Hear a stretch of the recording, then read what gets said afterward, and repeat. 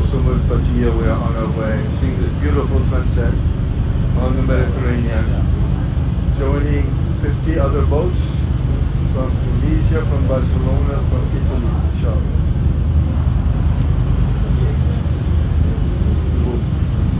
We will follow through the people's corridor that was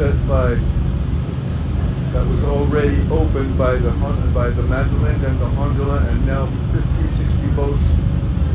And then we will coordinate the new march to Gaza. We will surround Israel. We will force Israel and the United States to withdraw. Let Gaza have a normal life. Open up the humanitarian gates. And inshallah, someday Palestine will be